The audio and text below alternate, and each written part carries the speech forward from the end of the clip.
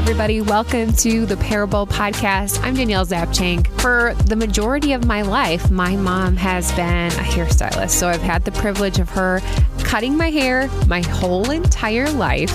Nobody's ever taken scissors to it. And the funny thing is, she has shared so many stories about different people talking about stories of hope, humor, and hardship. And it just goes to show you that parable stories are everywhere if we're willing to listen and lean in. Today, you're going to meet Amy McFadden, who at 48 had a heart attack that forever changed the course of her life, leaving her with a surgery of a 2% outcome of surviving. We were pretty upfront with him about what was all happening. And my youngest says, he's walking out the door, he says, "Mom, 2%. I know it, it's going to be 2%. And so they left. And I was just amazed at how much faith he had. Let's listen in to our conversation. I am excited for you to meet Amy McFadden today. Amy, you and we have a connection via our hair, okay?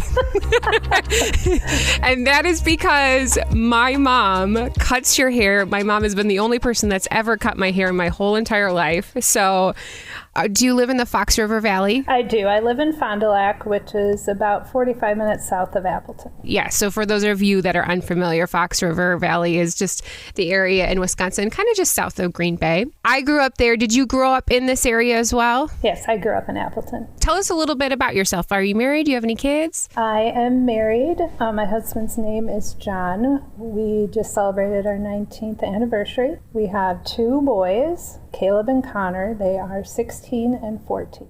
19 years, that's amazing. How did you and John meet each other? We were actually set up as a blind date by his sister, who was my dental hygienist.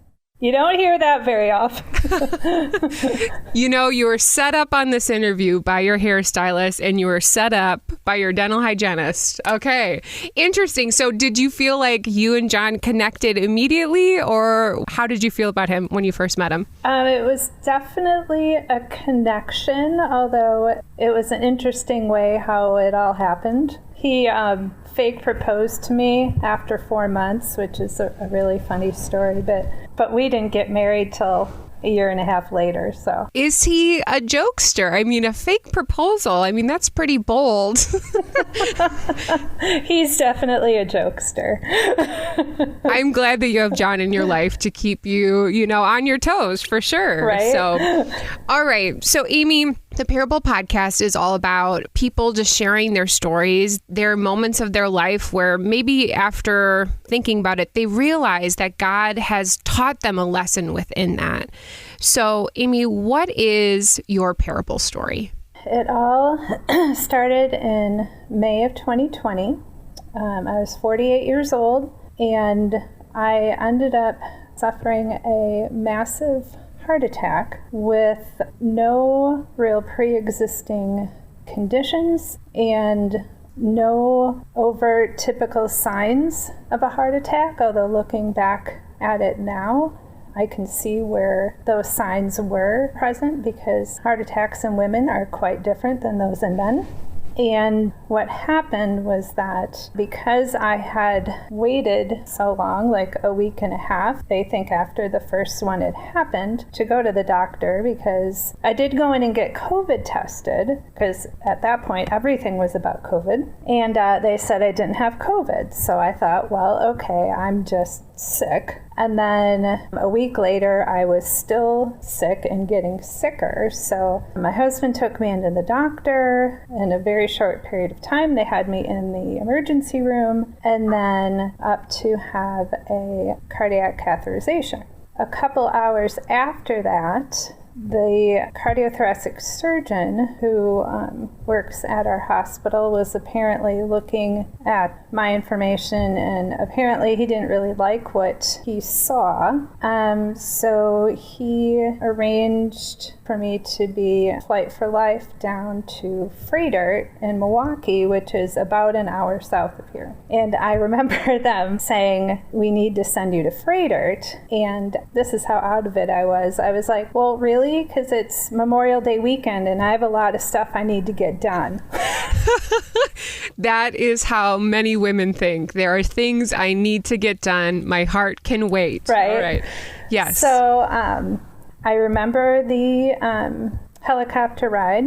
The flight nurse name was Caleb, because that's my son's name that registered with me. And he was amazing. I remember he just kind of kept rubbing my forehead and saying, you know, it's 18 minutes. It's an 18-minute ride. You're going to be fine. You're going to be fine. But what they ended up doing was surgery to put me on ECMO, which basically was kind of like bypass, where it would oxygenate my blood for me. And when they opened me up to do that, that's when they realized I had what was a massive ventral septal defect, where the septum between my right ventricle and left ventricle was basically blown open, or had a hole of a 50-cent piece in it, which is basically blown open. And apparently the surgeon called my husband that night and told him, you know, basically it's a very good thing they got her here when they did, or we would be having a very different conversation right now. So, and now of course it's in the midst of, you know, the height of COVID, and nobody was allowed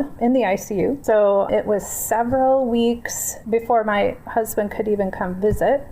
And then they would have to do emergency surgery to stabilize me. So they would call my husband and be like, we're going to do surgery on your wife. It's going to be happening right now. You know, click. So my poor husband is at home with our boys, you know, trying to keep everything together, keep everything running. And it was just super hard for him. But we did have our entire church family and our blood family, our friends. We had just everybody praying. And then the outpouring of support was amazing. I literally had no control over what was happening in my body and how things were progressing, but God did.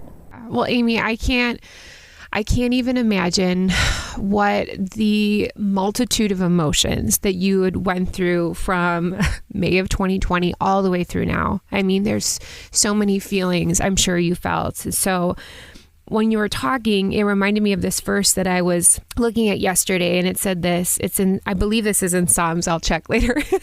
But it says, all of your waves break over me. Am I drowning? Yet in the light of day, the Eternal shows me his love. When night settles in and all is dark, he keeps me company.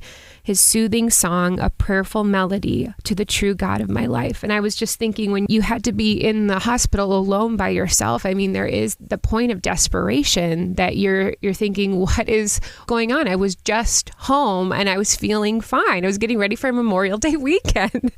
And so in that desperation, you know, he was there. Tell me about how you felt about God in that moment. Were you questioning? What were you feeling? You know, how can you angry that this happened to you? You know, because it totally and completely disrupted my life, you know, as I knew it. And there weren't really that many moments of, why did you do this to me? It was more of, thank you for keeping me going. I remember, because I'd had so many procedures and surgeries and had been intubated so many times, I literally had to learn how to swallow again, and I couldn't talk, and it was terrible, and I couldn't sing. And singing is one of my very favorite things to do. And I remember I was listening to Christian music my husband had brought in. And I remember just one day just sobbing that, like, I can't do this. How am I ever going to be able to do this? I can't even swallow. But, you know, again, it was that idea of just keep helping me, just keep helping me. So in the midst of this, I was initially on the heart transplant list because there was so much damage done to the heart that there was no way it was going to function. And as more complications happened to me, I had to get more and more blood transfusions. And what they found out during that point was that then my antibody levels grew higher and higher and higher. Then they had to basically sit down and have a pretty frank conversation that, okay, you would never survive a transplant. Your body would reject anything, we would try to give you. So that is off the table. So I went from being 1A on the transplant list to being too sick to get a transplant. And again, it was this feeling of, I still felt covered in prayer. I still felt protected. I still felt like God's got this. I can do this. Since I was no longer able to get a transplant, they said there's then 3 options for your heart. We can either go in and patch the septal defect. And the surgeon had said, there's basically like less than a 2% chance of that working. So basically don't count on that because that's really not going to happen. But we're going to try. But they needed some function on the right side of my heart in order to allow the LVAD, or the left ventricular assistive device, to work. So this LVAD was, option number 2. And option 3 was a total artificial heart. And that one, it pretty much, takes over your life. You'd have to have 24/7 care, because if something happens to that battery, if you don't get the backup hooked up, within minutes, you'll die. So I was just devastated at the thought of this. And I would never be able to take a shower again. That alone... That almost did it for me right there. I'm like, what do you mean? Never shower again? So there were times that I would focus on that and think, well, then what's the point? Like, what's your quality of life like that? And I just start praying, or somebody would text me or call me and start praying. And then again, I just had this feeling, that, okay, God's got this covered. And whatever happens, God knew that it wasn't the right time to do the surgery. And it was just all these things kept happening. And in the back of my mind, it was like, well, is God just giving me a little bit more time to get stronger? For me to get to stand up and even take a few steps took literally 4 people, because I had to have all this equipment go with me. Basically, that was my lifeline. They had said, when you wake up from this surgery, and we honestly don't know what to expect. So we can't even tell you except for, clinical judgment. And the surgeon had said there was, since I was able to get up and move around a little bit right before surgery, he was a little more hopeful. By this point, the COVID restrictions had loosened up enough where I could have 1 visitor per day. My husband was there several times a week, and but that means I couldn't see my boys. And they're like, well, there's really no exception. That's just the way it's going to be. You'll just have to see them on FaceTime. One of my nurses, and I can't say enough about that whole cardiac ICU staff there, is just amazing. Basically, they went up to the medical director to get permission for my husband to bring my boys to see me that night before surgery. That was really wonderful, to be able to see them, to be able to hug them. Because this nurse had said, this is a really big surgery. You need to see your boys. We were pretty upfront with them about what was all happening. And my youngest says, he's walking out the door, he says, Mom, 2%. I know it's going to be 2%. And so they left. And I was just amazed at how much faith he had. It's just amazing. Well, I was definitely crying when you were telling me the story about how your son had left the room. And and that he just believes. Like, he believed in that 2%. It was so touching just to see how, just to have people come into your life, whether that's your child, a family member, a friend, a nurse that's working in the ICU, just to give you those glimpses of hope. And I believe that God utilizes that for our benefit, because otherwise we would just feel so lost. So I'm so glad you had those opportunities. Like you were saying, Caleb, on the flight to life, and those nurses and this community of your church supporting you, because without that, I'm sure it could feel so scary, so lost. So I finally had the surgery opened my eye on my eyes a little bit, and I kind of looked to the right, and I'm so used to having so much stuff plugged into my right side that, I was already kind of biased toward the right. So it was kind of like I looked, and then, I'm kind of praying, and then I don't know how much longer. I finally open my eyes, and I look, and there's no ECMO there. And one of the nurses comes in, and she's like, "Amy, you got our miracle." And she's crying. They're all crying. I'm crying, and I'm like, could not believe it.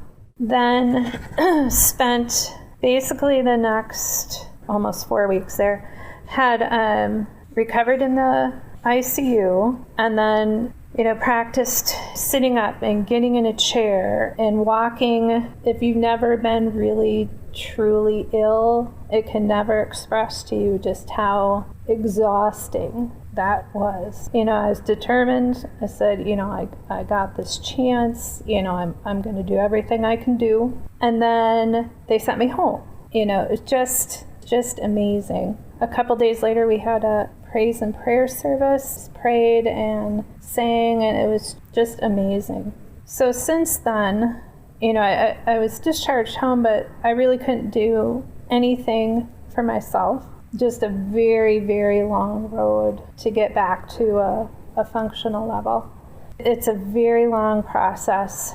So I'm still fighting, still praying, still, God's gotten me this far, so I just have to keep thinking He'll keep me going. So, we see all these miracles in the Bible, and sometimes I guess we forget. I don't know if that's just like our American society where we don't see people healed every day, because Jesus, he did that so well. He just went up and, you're not blind anymore. so, and maybe it just doesn't happen on our timetable, if you will, but you definitely experienced a miracle. 2%, that was amazing that procedure, that surgery worked for you and you survived. So have you seen miracles or different things now in your life, now that you've experienced all this? You recognize, oh, wow, I see miracles every day. I definitely am more mindful of even just little things, that are blessings and things I see every day that I might not have been so cognizant about before. Yeah, for sure. So you and John, you said you've been married 19 years, and it was a long time for you. You could even see each other, like hold each other, grab onto each other. Do you feel like different situations throughout your marriage, God had his hand over your marriage and prepared you for this time, even though, it was a surprise to all of you? Like, how would you say maybe you've seen like John step up in the past so that he was able to do that now? I think to all of the things that he had to manage, and I've always taken care of all the money, which, by the way, is not a super good plan if you're unconscious for a long period of time, because then the poor guy had to try to figure out how to pay, who to pay. So just a little tip on that. Right? Good to know.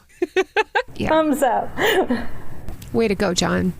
If you could say something to people who know like another friend that's maybe going through a situation and they don't know how to help, they don't know how to support somebody through this when they are laying in a hospital bed, what would you say would be a practical way that they could help love and serve and appreciate that person?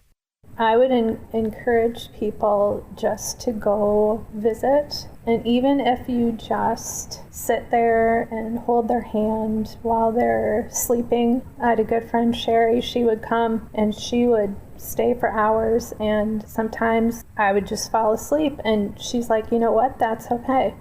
I had friends, good friends, fly in from all over the country who would just come, even though I was like not really any company whatsoever. That presence was so wonderful. And then also just all the people who supported my husband. They did the meal train thing and gas cards because there was a lot of driving. And we had friends who just invited him for dinner and just let him talk or not, or, just to hang out and, just know that he was appreciated. So stuff like that, where I, again, wouldn't have thought of a lot of that before I went, through this. To know how much that means to people. You also mentioned, just on a medical note, that for women, it looks different when you're having heart issues. What did you mean by that? Is there something that we can be looking for as we grow older for women, just to keep that in the back of our minds? Yes. So, they always tell you the typical heart attack symptoms are, left arm pain, squeezing pain, in your chest pain, jaw pain. I didn't have any of that. I had no chest pain whatsoever. In fact, I didn't have any chest pain until they were doing the cardiac cath and they put the stent in, and I said, okay, now I have some pain. I feel that. Because I was literally dumbfounded. How could I have had this massive heart attack and have zero chest pain? But what I did have was nausea and vomiting and extreme fatigue. And I did have some aching in my low back between my shoulder blades. Well, Amy, thank you so much for sharing your heart, explaining everything that you've been through. I just greatly appreciate when people share their stories because we get to learn from each other and then we're able to see ourselves inside the story. Maybe they're not exactly the same, but we